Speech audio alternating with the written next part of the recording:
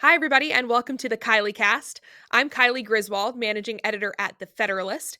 Please like and subscribe wherever you get your podcasts. Leave us a 5-star review. It's one of the easiest and best ways you can help out the show. If you're just listening to the show, go check out the full video version on my personal YouTube channel or the Federalist channel on Rumble. And then, of course, like and subscribe there too. If you'd like to email the show, you can do so at radio@thefederalist.com. I would love to hear from you. Today, I am bringing back Tony Kinnett.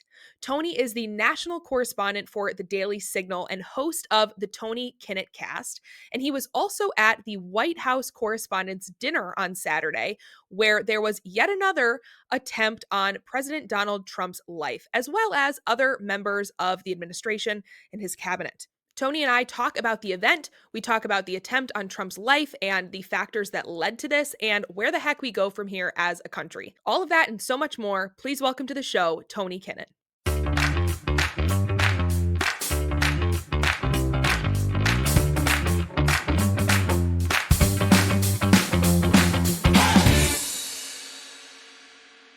Tony Kinnett, welcome back to the Kylee Cast.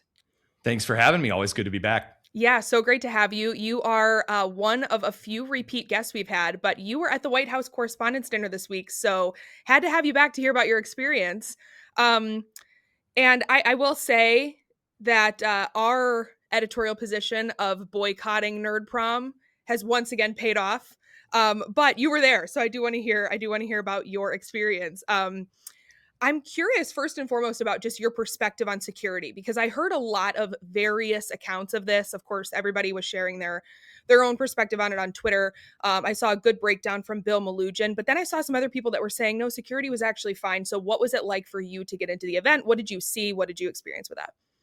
So first and foremost, to thank you very much for congratulating me on going to Nerd Prom. I was excited. Because I was hoping that, maybe just going to be prom king and queen this year. In all seriousness, this is my first WHCA, correspondent fun fest. And flying in, I was supposed to get my, beautiful ticket from our White House correspondent, Elizabeth Mitchell. We took an Uber over in the rain, and it was all crowded and packed and garbage. And I hate Washington so much. Again, as we've talked about before, you and I living in flyover country, I detest it so much. Mm-hmm. And so getting to the outside, there were all these protesters. As we're walking up, we ditched the Uber because it's just going to be faster to walk. Mm-hmm. And so we're walking through the rain in the tuxes and the ball gown of our correspondent, which was at least 35 and a half feet long. So as I'm focusing on not tripping over that, getting up to the building itself, there were people passing us and saying, well, there's this one lady that said, I hope that you talk about the children and the drone targeted blah, blah, blah, blah of the genocide of whatever, not knowing that I have had experience with the wonders of drone piloting. And when I turned around and said, I believe the quote is M9 Reapers. Hell yeah. She didn't care for that. So that was a great start. Got up to the security line and there's people yelling at us. The guy with, we hope everyone in there is dead sign standing there yelling that would shove Katie Pavlich later. We get up and I don't have my ticket because Elizabeth, our White House correspondent, forgot her and my ticket in her apartment. So we were immediately faced with this. Well, hey, what do we do? And so we went to can you show us an email addressed to you saying you're supposed to be here? Mm-hmm. He didn't even read the email. We're in tuxes, therefore we must belong. Waved us on through.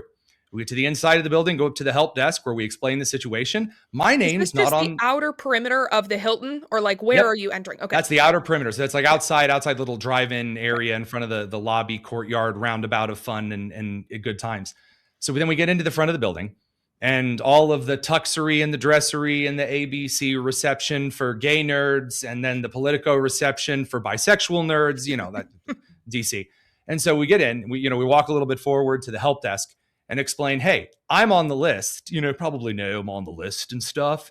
And they say, great, what's your name? Give them the name. I'm not on the list because we didn't give them from the Daily Signal the names of the attendees.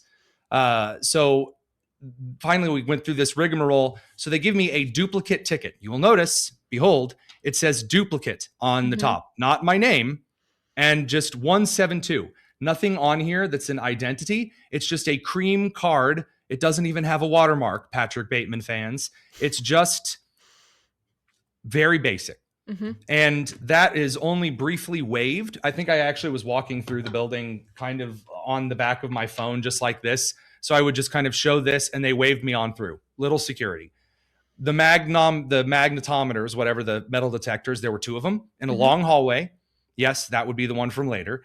And went through. This lady from the TSA took my wallet, took my phone, took my earbud case, and she checked my earbud case. She was like, so if I was sneaking in a line of Coke, yes, I'm a problem avoided. Get into the building. It's a fishbowl. It's this like tomb underground. There's no cell signal of any kind. You're going to hear me mention that a lot. There's no signal. And as is typical in those environments with that many people with phones. Yes. Oh yeah, and also the people that everyone's contacting as well. So these are the people that if you are a journalist, your friends, your family, everyone knows it and is constantly messaging you all the time. And so that's all overloaded the tower to begin with. And I will say two things here up front.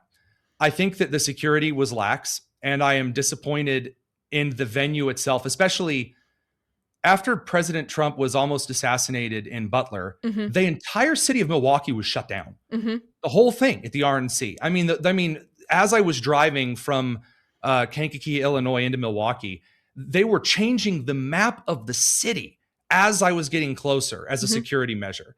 And they had the regular hotel and the bar and the restaurant open for regular people. And I was shocked. Now I'm told that's a WHCA decision, not a presidential decision. That brings me to the second thing. And I'm sorry that I'm being very wordy here in this. No, these are the things we want to know. I will kindly refuse on commenting on the Secret Service, and here's why. So up to that point, I think all of that is like hotel security and the WHCA. When you get down to the metal detecting, that's the TSA.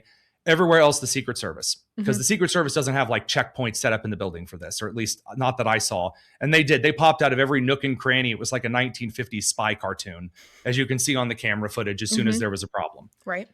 If you were in a burning building and the fire department shows up to your house 2 minutes late, and they still pick you up and they get you out of the building, but they should have arrived 2 minutes earlier. And everyone agrees, yeah, you are not going to hear the victims that were pulled out of the fire by the fire department say, now let me tell you everything I think is wrong with the fire department. And so I'm going to hopefully respectfully decline any comments about how I feel about Secret Service, because I don't think it's my place to criticize or question at this time those who are responsible for, at the very least, me not seeing people die in front of me, and at the most, possibly being one of the likely wounded or dead myself.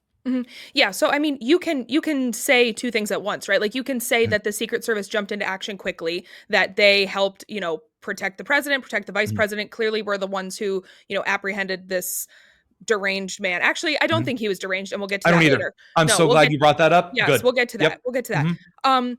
But even though it seems to be his own fault for tripping, not that they were successful in other efforts to subdue him. But still grateful for the Secret Service. Yes, still apprehended him. Yes. Angry at the WCHA president for not thanking them. Yes. Yeah. At the same time, you can say, oh, these decisions were made by the White House Correspondents Association. These decisions were made by the hotel. Why were these people allowed to make these decisions for the president of the United States? And not only the president of the United States, but the presidential succession. Like, we had a handful of people in that room who, if they had been taken out and were the explicit targets based on the manifesto of this would-be assassin. So, you can decline to like comment on the people who, yes, saved people in the building. But at the same time, it's like, we cannot let this happen. And I don't understand how we can become this close to letting this happen, especially after what we saw in Butler. Go ahead. No, I wanted to address that. And I think that there are two things kind of off the back end that I'm already seeing. And that would be, first of all, Acting Attorney General Todd Blanche. So I'll begin by saying that I was I was less concerned about Todd as soon as I saw who initially was complaining about him. Because when he became the acting attorney general, there were a lot of people who were like, well, ages ago, he was one half knight's move on a chessboard away. And I heard all that and I thought, okay, so he's probably fine. And then when he got up after and I was not one of the people who jogged over to the White House. I did an interview with Reuters, and then I thought, wow, I flew to DC for 2 fast food meals. I'm going to go walk 3 miles and sleep. And then I passed Jacob Fry on the way to the hotel. And was he eating rice like this? He recognized me, and that bothered me because I didn't recognize him at first.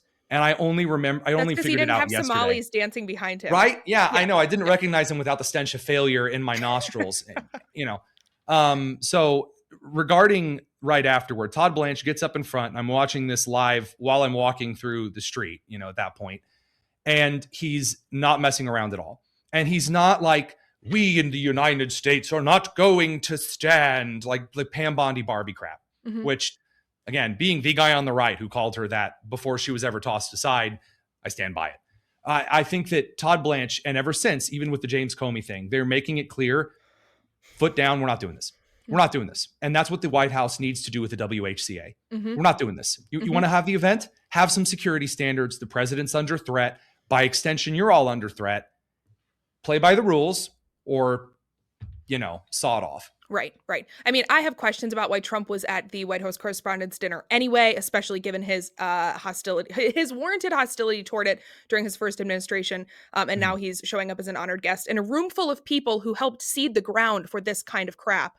And obviously there were plenty of people who did not do that in that room as well, you being one of them. But I mean, this is a room that is predominantly filled by propagandists who helped create the environment for this kind of stuff. And let's get to the to that, because as you said, and I said, this man was not deranged. Like, he is evil, right, but he believes very garden variety Democrat things, that Trump is a racist, he's a pedophile, he is a rapist, and a traitor. Antichrist. Okay? Yep. Yes, right. This is the kind of stuff that you can hear passing any television, walking through an airport 24/7 on CNN.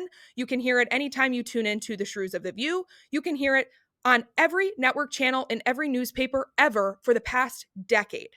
So, why was Trump even going to show up in a room full of these people anyway is another question I have. But yeah, he clearly wasn't deranged. These are typical left-wing Democrat talking points. So I think that it's probably more worthwhile, at least from my perspective. So obviously, your show, correct me if I'm wrong. I think there's probably more that we can get out of the conversation in whether or not the guy being crazy and people saying, oh, it's mental illness. But so I'll get this out of the way first. Why was Trump in the building? I got into trouble the last time I was in Israel, which is a great way to start any kind of a story. Because when I was in front of the foreign minister, and also Alan Dershowitz was up there and these two anchors of like their media, I said, hey, I've got a question. I said, hi, Tony Kinnett, Daily Signal. Hey, how come you guys will get up in front of the international community and you will whine and complain that the media treats you unfairly? Then when it's time to call a press conference, who do you call? CNN, MS Now, BBC, all these others. I'm like, you want someone to cover you accurately that's not going to kiss your butt, but is also going to deliver the news and not make up things and like an idiot. Well, then you would call me, right? I mean, what's the pre? And so I think the reason the president was here, we have seen more of the White House Correspondents Room be replaced with Mary Margaret Olahan from the Daily Wire. I know that I think is Brianna Lyman from the Federalist been in that new media seat at least once? Brecken Thies is in that seat often. Yep. So we've had, obviously, our Elizabeth Mitchell has been there. The guys over from Ruthless, and you can list all of these other individuals that never would have been in the room. I mean, even the young lady from Mike Lindell TV, who has gotten more direct interview questions to Congress members than anyone I've seen in years. Right. And that in and of itself, there were more people in that room last night. Remember, there was supposed to be this huge protest. Or not last night, Saturday night. There were a lot of people that were gone, but it was filled with all of these people like yours truly who never would have been. I mean, the assistant press secretary, Andrew Bates, was a disgusting creature during the Biden years. And I would ask him very simple questions that could have, in fact, gotten a very decent pro-Biden answer. And like the words that he used to respond to me would make the Gavin Newsom press office look like Mother Teresa doing PR. So I mean, I think that's one of the reasons why. It's building an institution. You want media to change? Well, yeah, I mean, go do some ribbing back and forth with some members of the press they didn't report on this, but right after the shooting, there were several people, by all means, not just a few, who shouted USA. Now, the Secret Service also wanted quiet because we didn't know a whole lot. Right. And so that died down pretty quickly. that was a response. And so I think that'd be that little tweak there that I'd say, if we're going to build up like American Moment does, rising up that next generation of like staffers, also the media side has that room to grow as well. Sure. Yeah, and maybe I think the counter to that is let's do an event that can fit in a secure venue with members of the new media who don't hate this country and don't hate the president of the United States. Oh, That would have sure. been, you know, Oh, sure. like a better way, rather than saying like, yes, White House Correspondents Association, let's all come together for a kumbaya moment. You know, a break in the Russiagate and a break in the assassination prep. Sure. Yeah, you know, so and I think you're right there. Yeah. Seriously, I do. I absolutely agree. I mean, obviously, even Fetterman, who I talked to the next morning, dude, so freakishly tall in person. Although he has the voting record that's, you know, the bluer than Daba Dee Daba Die. I mean, that man has it obviously said the ballroom is necessary. And I'm all for kicking out some members of the press that are just awful. But I mean, you know, do I think that the entire Politico staff should be there? No, but I think there should be a person or two there from there, just because, well, depending on who it is, I'll either enjoy the article or I'll wipe their tears, you know, with the article later, I guess. Sure. Yeah. The people want to know, was John Fetterman wearing basketball shorts? Yes. Yeah, he was wearing black basketball shorts and like a gray or white hoodie. Okay. And I almost couldn't believe him. He was standing off to the side next to the South security checkpoint, like he was waiting for someone. And I couldn't believe him. I couldn't believe that it was right there. And I walked up and I was like, hey, I'm Tony Kinnett, Daily Signal, and talked to him for a couple of minutes. He had me speak into like dictation software because it appeared he had a little trouble hearing me, which was interesting. And I think we might have an interview with him coming up. It's going to be curious. Interesting. He is an interesting dude, and I'd be curious to hear that. So let's talk about the derangement component, though. Yeah. Because this guy clearly not deranged. I would love your take on him, the manifesto. He's clearly not deranged. He's evil, but like, what do you make of it? So this is the natural end point of all of this is the natural reaping of sowing this exact seed. So I've said this for years. You've said this for years. You know, we've actually seen, I remember all the way a couple of years ago back on the playground at an Ohio public school in which a group of children beat another child within an inch of their life for not raising his fist in the Black Lives Matter salute. All right. We have seen countless times in which those who do not participate in the mob ideology have been attacked, have had their businesses burned to the ground, sued within an inch of their life, fired, you know, no reason, that kind of thing. This was always coming. You can't just hide behind they're very clearly mentally ill. There are schizos. There sure are. But the idea that, he just suffered some mental break one day, the rational person who truly believes that Trump is the Antichrist, who truly if you truly believed that Trump was Hitler, you truly believed in your heart that there are Nazis roaming the streets, throwing people into unmarked vans and taking them to be raped in concentration camps, that's what you believe, right? Then that's the rational answer. Right. It is. I mean, you would have a duty to do something like that. And so the answer is, after saying it for so long and just saying Epstein like a panacea, sprinkling seasoning word in there whenever, and when that doesn't work, you do that, Jews, then that's the natural next step. Right. And so people say, he's crazy. No, he's not. No. And he is literally answering the rhetoric. You told him it was true. So he said, well, if it's true, well, then I have to do something. Right. And you know he's not crazy because he's very clear in the manifesto that, I've been done with this for a while, but this is just the first chance I could take to do this. It's also definitely worth noting, you know, the left has a serious political violence problem. And of course, they spend all day, every day trying to both sides this issue. All of the data, the databases that show any level of right-wing political violence, not that there are not outliers, of course. There are anybody... You know, we have evil in our hearts and anyone can be capable of doing something evil. But this is not a both sides issue. The databases that show any level of right-wing violence are complete crap. Like they will lump anything in as a white supremacist thing or a religious thing. It's the Wall Street Journal. Yeah, the Wall Street Journal saying, look at all of 2020, there was all this right-wing violence. And there's like they count every single person. First of all, like the January 6th, riot and guided tour Like Right. they all count that as individual crimes. But Right. then there is no left-wing violence at all recorded 2020 for burning down the cities of Minneapolis and Kenosha. Right. Nothing. Right. And then Well, Josh Shapiro's house being burnt down, not counted because that's like religious or whatever. right. Oh man. Right. You can look up some of the most high profile Democrat inspired crimes and they are not included in these databases. They're just complete Correct. bunk. Yeah. And I mean, here's just like a very, very small sampling, and there are so many more than this. But the congressional baseball practice shooting, multiple attempts on Trump's life, depending how you count them, we could be up to like 5 here. I mean, people are saying 3, but like there were some other dicey things that like It depends on how when the FBI catches them, because they're not driving, or like this the word I'm probably not allowed to use, like this fool on his this guy took the train, which Sabrina Carpenter grimacing at the crowd picture, just really the train. I right, mean, when are you counting it as an assassination attempt? If you're like, right, all right, I'm going to buy the gun, and then you're caught, does that count as an attempt? I would right, argue, I'd say it's probably close to 8, but again, it's obviously multiple. The right. fact that it's plural is a problem. Right, right. Yeah, more than we've had on any other president. Correct. You've got the Charlie Kirk assassination, obviously, the United Healthcare CEO, Black Lives Matter riots, months long, many people died, like billions in damages, the most damage we've ever had from this kind of activism in the history of the country. Firebombing pregnancy centers. You've got talking heads constantly promoting violence, like Hassan Piker. We can come back to that too.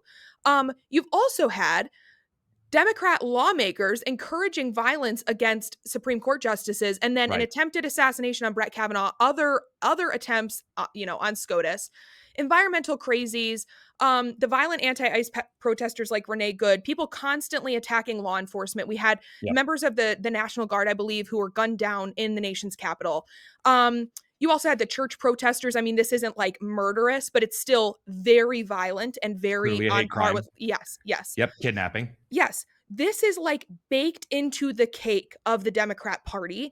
And I'm just like, what do we do about it? Because also, this is the natural response to the types of revolutionary thinking that the left has long espoused even before they started like shooting people in this era. Obviously, Mhm. we've had eras of other murderous Democrat extremism. Sure, but when you have Maxine Waters saying you need to get in there and be in their face every waking Right. hour of the day, I mean, the language is charged. Right, right. Well, and we've long said at the Federalist, it starts with statues and it ends with human lives. It starts with speech Correct. and it ends with human lives. And that's exactly what we've seen over and over and over. And so it's like, how do you share a country with these people? How do we move on from this kind of stuff? Like, yeah, sure, you can build a ballroom. Yeah, sure, you can fire people in the Secret Service who aren't doing their job well enough and, like shore that up. But at the end of the day, like this is a Democrat institutional problem, not a one-off thing. So this is where we get into 3 core questions. So one is the question of what do we define as a citizen? Number 2 is what do we define as a crisis, and when do we agree that we've come back from that crisis, because we're going to have to act with crisis mitigation measures here, period. I mean, that's just the way it is.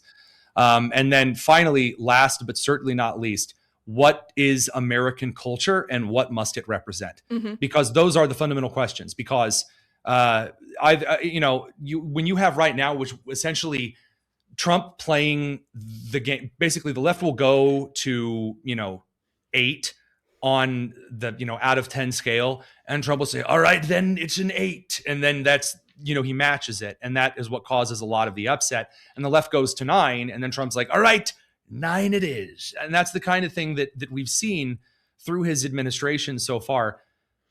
The real issue is going to be how we define in the future what being a citizen means and what responsibilities they have, because that's what caused a lot of this. People that just voted in rights and just unlimited rights and privileges to themselves that have no responsibility behind it has eroded our culture completely away. And that's universal suffrage. That like, we're never going to ask anything of you, but you have all of the rights in the world to demand everything. Mm-hmm. That is society. And then when you don't get it, you think, well, oh, then I get to kill you on the streets of New York, even though you're not even my healthcare provider. I'm still going to kill you because you've done social murder in the case of Luigi Mangione and Brian Thompson. So that's the question on that side. And then obviously, I mean, I said this on the show this week, public hanging. And I think I even said that last time I was on the show. It needs to be public hanging for crimes, sexual crimes, I would say also domestic abuse crimes. And then last but certainly not least, crimes of political assassination and political violence. Mm-hmm.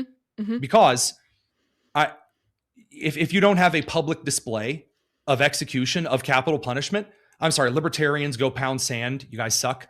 Then we will always have this issue. Mm-hmm. And it can't be a firing squad, because that you can have dignity and be a martyr. Hanging is really the only kind of execution here that's not beheading, because we're not France. It needs to be hanging, not a public spectacle, not on pay-per-view, not entertaining, but it needs to be a warning. If you do this, we will humiliate you, and then we will take away your ability to take away the rights of others anymore. Mm-hmm. That's where it has to go. Yep. Well, and it also needs to be swift and certain, so Yes. like in criminal justice study, you learn that it's not just about the severity of the punishment, it's also about the certainty and the swiftness of it. So these years-long trials that we have, these, depending on what state, depending on this or that, maybe it'll happen, maybe it won't. No, none of that. We're done with that. Immigration courts were not created in the United States federal government initially for a reason. Are you here illegally? Well, then you're gone, period. We show you the door. There's no court for this. What are you talking about? Right. Same for this stuff. We have you on tape doing it. Right. Well, it's interesting you bring up the citizenship thing too, and what that means, because I found it interesting that one of the earliest things that this guy says in his manifesto, and I'm trying not to say his name as much as I can, is that I am a citizen of the United States of America. Okay, buddy. Great. Well, we do have clearly a crime problem that's associated with a violent crime problem that's associated with our completely unchecked immigration system, whatever. But this guy, not a product of that. This guy is a product of the same type of environment, Tony, that you used to be in, which is education. And, you brought up social murder, that just ridiculous term from the Hassan Piker interview, which is just another complete indictment of the media. The New York Times, ladies sitting there just like grinning as he's justifying the murder of a United Healthcare CEO for the crime of being a capitalist. Anyway, that type of thing, social murder, is the kind of crap that you would hear in college or in a public education system. Like, this guy is the product of that environment, not a third world country who came here and just like is importing his, third world ways. So I would love to know just what you make of that. Because I think a lot of it starts in the classroom. This guy is an educator. Like, he's steeped in this. That's what I meant earlier, was where this was the natural conclusion. This was the very likely outcome anyway, because again, yes, the education system on the left, the Howard Zinn model, that again suggests that you as a human inherently are hurt by the United States, which was built as this evil, oppressive, whatever. That's always where it was going to end. And I don't think it's free speech at all to get out there and say, we need to tear this country down, because that's not criticizing the country. That's calling for its destruction. No. You say, well, that's really fascist. No, it's not. I cannot think of a time in history in which the entire group of people that had previously had some kinds of rights of free speech all of the sudden were cast into fascism because they arrested the person saying, we need to destroy everything and kill everyone. I've never seen it in history. I'm happy to be proven wrong in that instance. One of the things that has gripped my mind in the last couple of years came from reading, of all books, Starship Troopers, which, again, not the movie. I think I've even talked about it last time that I was on. I think you did talk about it last time you were on the show. Is that there's this concept of citizenship, because in the book, not the parody movie from the 90s, but in the book, to be a citizen, you must have participated in federal service. That doesn't mean serving in the military, but that means you have to demonstrate that you are willing to sacrifice your life, if necessary, for the rest of the country, to be a citizen. There are tons of legal residents. But in order to enact change on the system, you must demonstrate personal sacrifice in some way, shape, or form under federal service. I think that needs to be the standard for citizenship. You must demonstrate. Again, anyone can try to demonstrate it. There's no ban on creed, on color, on sex, but the only thing, you must demonstrate that sacrifice and lose your life if must be for the sake of the others, that kind of an idea. Because right now we have all of the benefits and none of the responsibilities. I mean, even when they just reworded an existing law, Whoopi Goldberg lost her mind on The View. They're instituting the draft and all that stuff. No, even the other hosts were like, no, you crazy crackhead. It was just making a process that already existed automatic. Like, so you can't get dinged on like a late fee kind of a thing here. Mm-hmm. That's it. Mm-hmm. And she still, it's this, I shouldn't have to give anything back to be a citizen. The word has no meaning. It's become, it's become like due process. It doesn't mean anything anymore. It's just a magical term thrown around that's supposed to impress you. Mm-hmm. Right, right.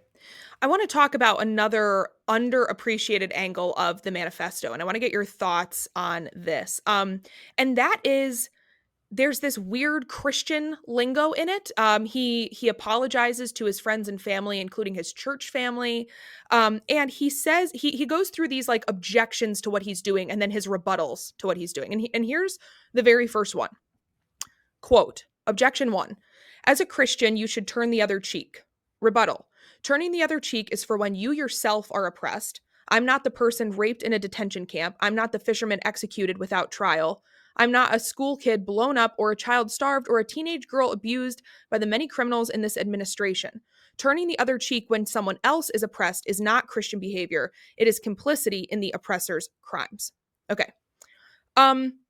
This is obviously, to any like devout Christian, a complete warping of Christian theology, but it's also the same kind of crap that you see on mom Instagram all of the time. Mm. It's the inversion of the Ordo Amoris, of like caring, having this disordered love for people that you've never met, you will never meet, they're not in your sphere of influence at all, while at the same time like patting yourself on the back for loving them in an abstract way.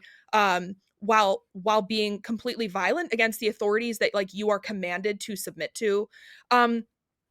I'm just curious what you think of this. And like, we have right now in the broader political discourse, like this assassination attempt interrupted some other news cycles, like Allie Beth Stuckey and David French, debating empathy and what it actually looks like to love your neighbor and all these things. Right. And it seems to me that, progressive Christians like James Tallarico out here thinking that the main tenets of Christianity are love your neighbor and turn the other cheek.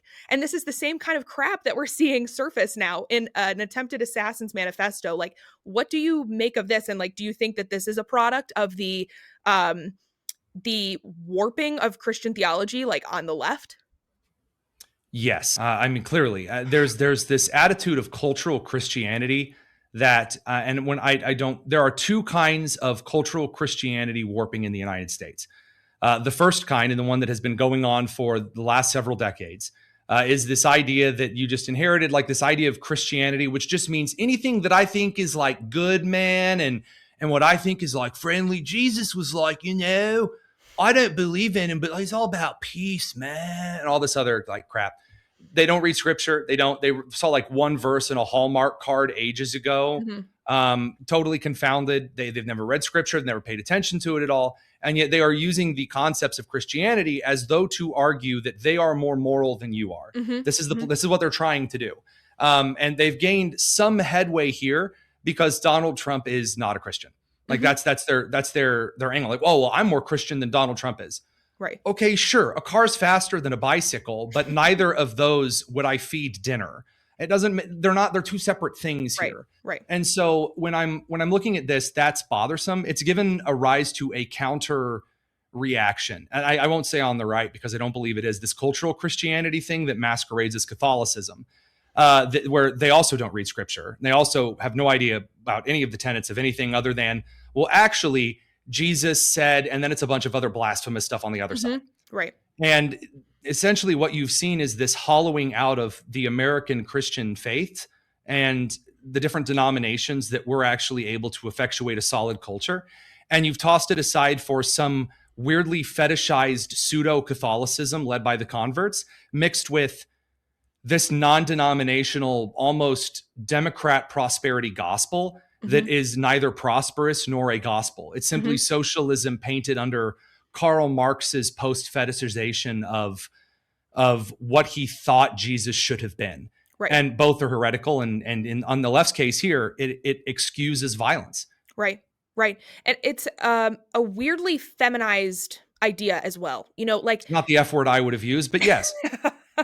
I mean, I don't know how much time you spend on Instagram or how much your algorithm is dominated by like weird deconstructionist progressive Democrat Christian mom culture. But this is the same kind of stuff I see 24/7. And you've got, James Tallarico out here, Pete who Buttigieg light, slept. sure. Yes, exactly.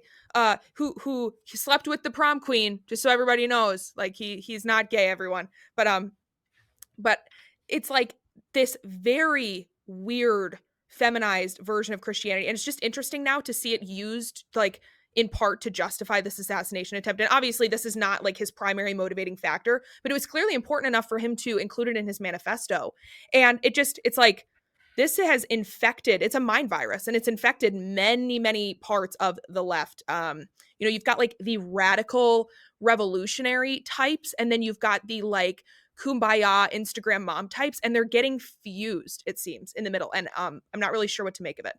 So it's the excuse for the abuser is the dynamic here that's at play. So you have an individual that somebody likes, who is acting horribly, but recognizing that there's nothing left to turn to on the left side of the aisle if they abandon that. And so you have people that are so desperate just to hate Republicans. Again, they have no faith, they have no friends, they have no community. It is all of these menopausal, middle-aged, left-leaning women who either look like overly Botoxed Jennifer Welch, Pumbaa from The Lion King, or Michael Scott with grayer hair and round glasses. Those are the three types of ladies on the left. They look like one of the three. They all act the exact same.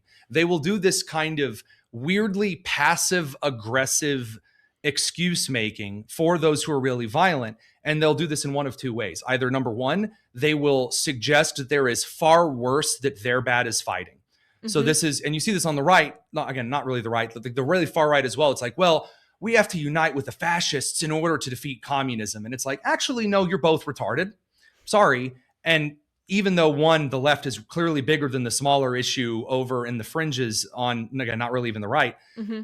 that kind of binary, again, is retarded. Mm-hmm. But in that, there's the second half of that kind of enabling, which is I need someone to pay attention to me. And the only way that I can gain their favor and get them to sleep with me is if I get out there and defend them when they're acting abusive. Mm-hmm. And it's really, it comes through everything, especially those pseudo-Christian mommy accounts. Mm-hmm. So like Miss Rachel, but more unattractive. Yep. They'll film this big theological disposition, and then the next reel is get ready with me. Here I am in my underwear. Right. And it's, oh, okay. Right. So you're a spiritual whore as well. Thanks for sharing. Right. I did, on a total flip side to this, I did appreciate that we got some really great examples of masculinity on display at the dinner. We saw Stephen Miller shielding his very pregnant wife, Pete Hegseth shielding his wife as well. There was just like a lot of watching men instinctually jump into action to protect the women and important people around them. And I just thought that was incredible. And we only got like several, phone views of this type of thing. I'm curious if you saw any more of that or have anything else to share about that, just from what you saw. Like what we saw. So we heard the argument from the president or from someone initially who said it sounded like a tray dropping of some, or like that's wholly accurate. I didn't actually link that sound, which I heard and remember hearing, to the events that would follow until way after we were out of there. Right. Because again, you all knew immediately what was going on. We had no idea inside the room because there was no service. And then everyone we've ever known or met, all the way from guys that you and I went to college with, all the way forward to people that I'm colleagues with now, were texting me, the whole network down. What I remember, and I'll never forget, there was a guy that was kind of rising out of the crowd, running to my right, the front of the room, towards the president and staff. And initially our thought was that was the guy that was maybe making a run for the president. I think that was a Secret Service member running in and running up saying, we got to go. Mm-hmm. The initial thought that we had was it was a bomb threat. That my actual, for the first about 3 minutes, was that there's a guy, that guy has like some kind of bomb strapped to his chest. There's going to be shrapnel. I actually stood up initially and leaned forward, kind of started looking for people trying to act nonchalant. Instincts kick in. And there were a couple of others in the room doing that. And I remember the feeling of surety and peace that I got every time I would lock eyes with a guy who was either clearly a veteran, former law enforcement, former contractor, who would look at me, nod, and then we would both immediately go looking to a new area. And then I was also recording, narrating some of the events as well. What I do remember over the next hour is just that we were sitting in there just doing nothing. They didn't tell us anything. There was nothing for an hour. And so I will say this at the end. It's a very weird defense you would never expect me to make. Number one, the dude sitting there and eating his meal, I have no problem with that. I don't blame the old guy. I mean, I never got any food. I mean, I had that nasty pile of green construction paper and the block of styrofoam that they told me was brie sitting on my plate. You know, I hate wine. It's dry and it tastes like crap. I didn't enjoy any of that. I mean, and that's not me trying to be holier than thou. I hate the taste of wine. So at the end of that hour, there's like a girl taking an open bottle of wine. She was ridiculed for this as we were all walking out. You guys do realize they throw away used bottles. Like, they don't just go, all right, let's empty it all back into one to go. Like, that's not a thing. So, I mean, I grabbed a Second America 250 pen, which no one also talks about. It's the freshest pen I've ever seen. And I grabbed 2 of them on the way out. I mean, it sucked. It was an hour. Then Zhang gets up there and has us all clap for ourselves. She says, number one, Trump made a Truth Social post where he said everyone is okay and there's going to be a press conference in 30 minutes. We all laughed because that is kind of funny. You're all going to have to hoof it to the White House in 30 minutes. Right. That is funny. Number two, also, we're all so brave. We run to the crisis. I mean, Politico had a picture of them all sitting on the floor going, when things are tough, we report. We're journalists. And I was like, oh, just, I was like, and so when she finally had us all clap for each other, I will admit, the good little indie funny Baptist boy, he swore and swore very loudly. And only about a third of the room clapped for themselves. And which I thought was notable because it was only the menopausal women on the left. I'm serious. That's the only people. Everyone, even Jake Tapper, I looked over at his face and he was like, why are we? And then all of a sudden it was, all right, we're going to reschedule. We have to evacuate right now. No mention of the shooter, whether he was alive, whether there were other threats. We didn't know the National Guard was outside. No announcement. So when we finally got out of there, and this is the other thing I won't remember. When I was walking out, to my left, a guy from Google, to back of me, John Ashbrook from the Ruthless Podcast, to my right, Jake Tapper, and to my front, a lady from Axios.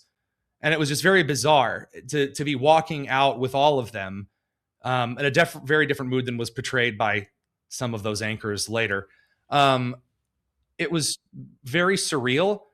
And I was very mad, like the dad who drives to Disney to find out the rides are closed.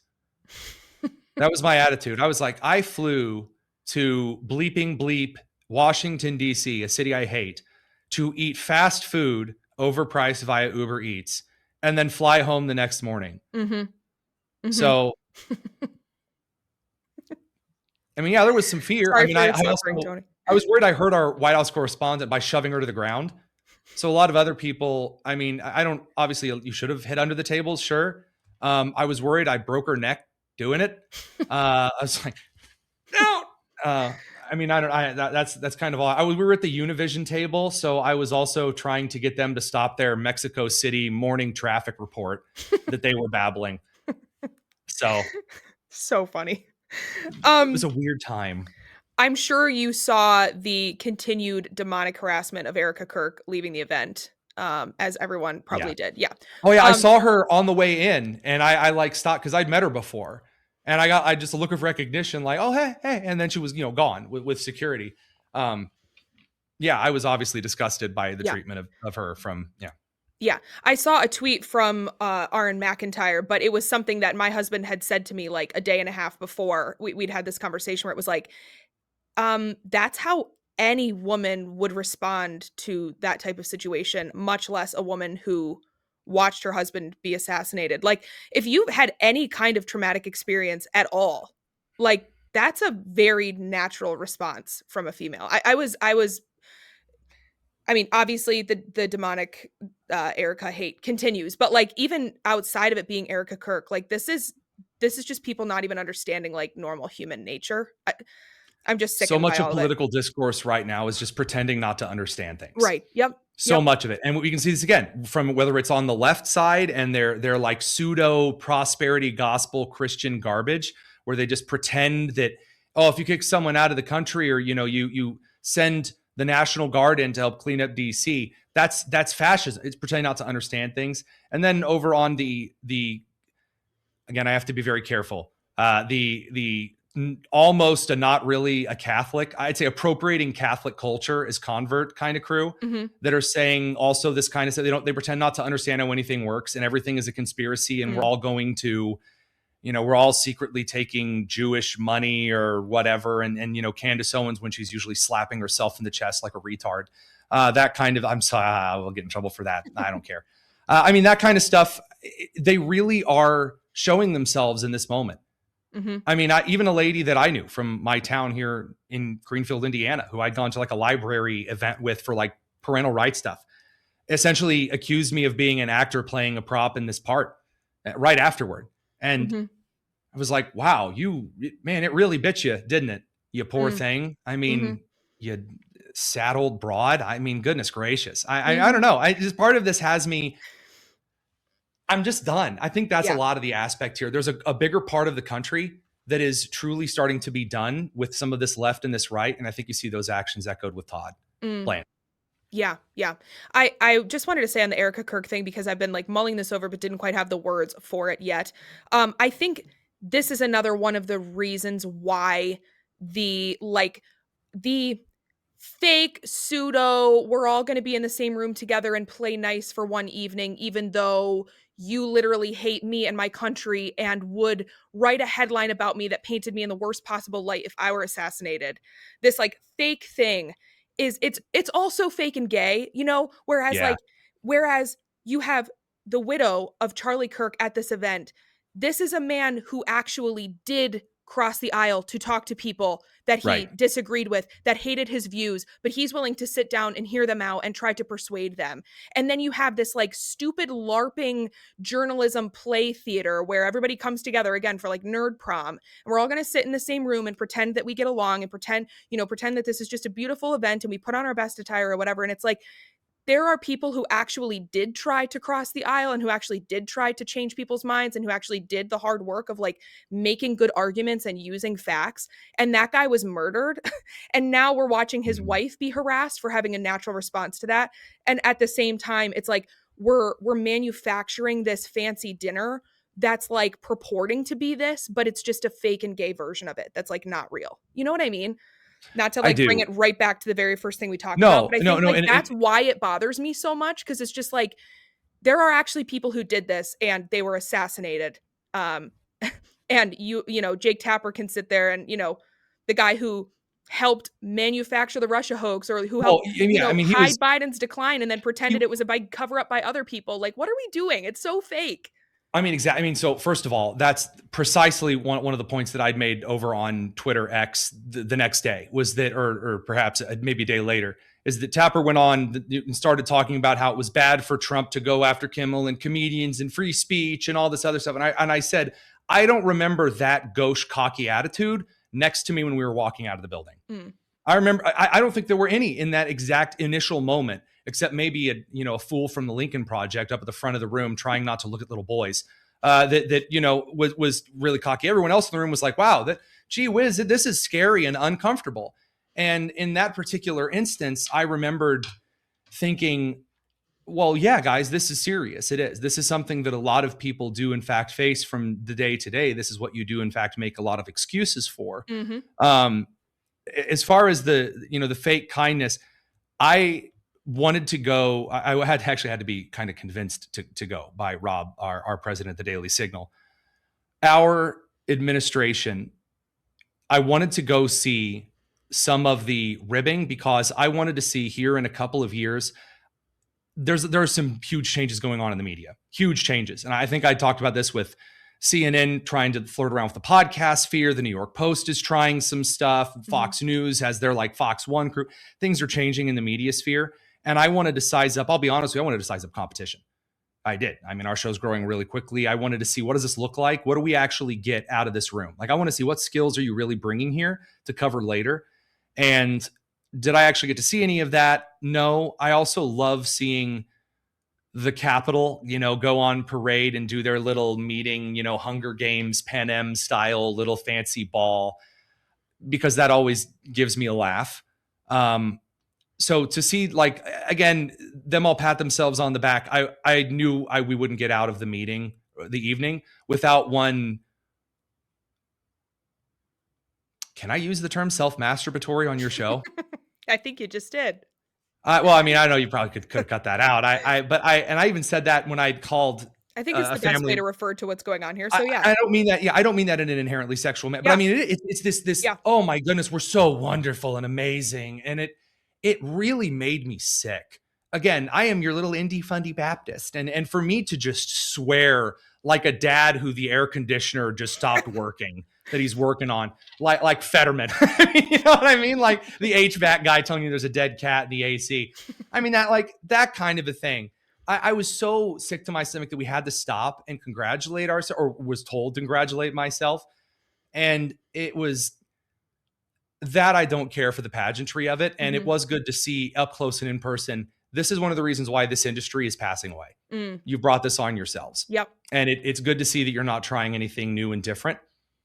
Yep. And I don't know, that kind of a thing. So I don't really necessarily have, I think the critique is very good there about the WHCA. The fact that there's a union like this is ridiculous.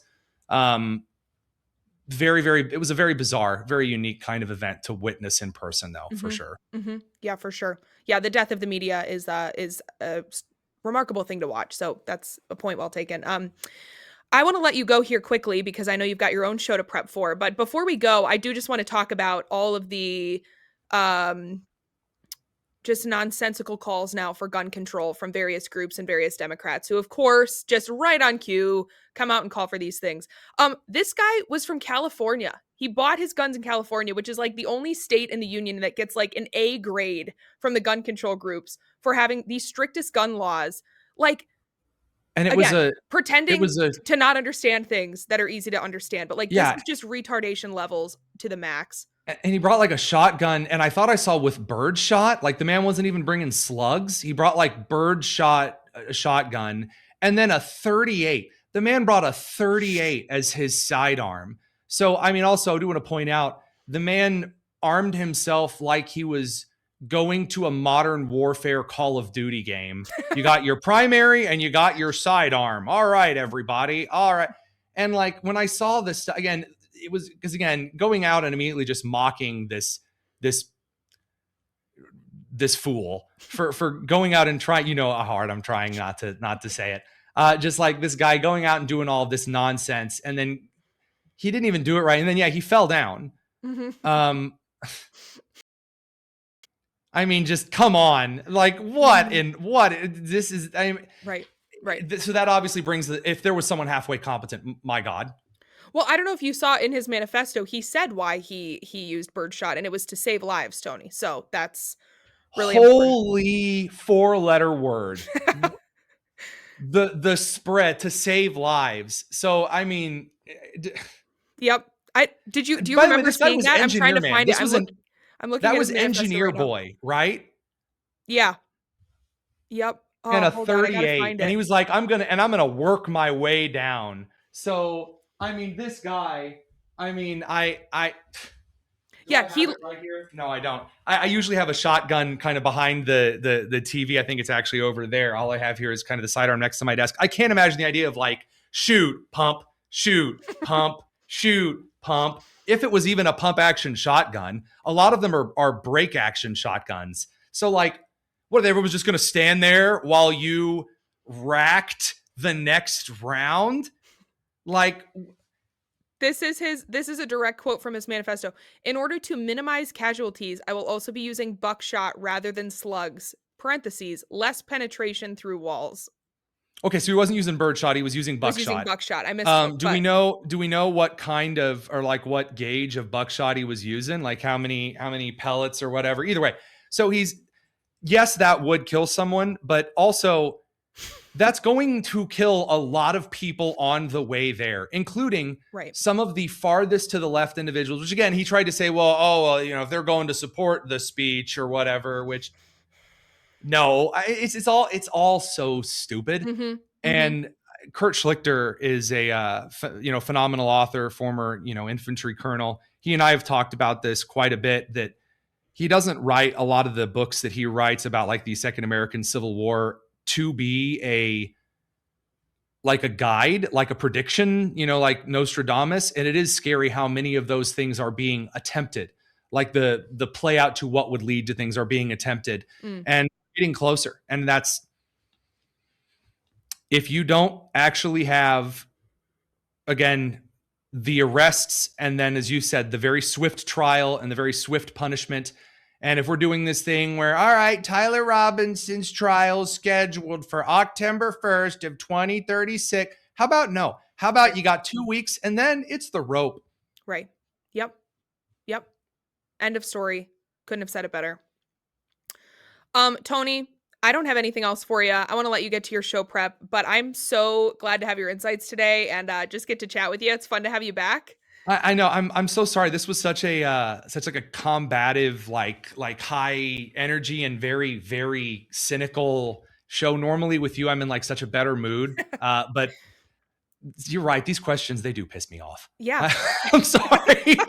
Kylee, I really appreciate you and the stuff that you do. And having known you since college, we're so proud of you at the Federalist and what you're doing. I mean, I could not have asked Molly and Sean to pick a better editor than they've got on the team. We're thrilled that your work is as awesome as it is. Back at you. Great to have you, Tony. We'll have you back again soon. Thanks so much for your time. Absolutely.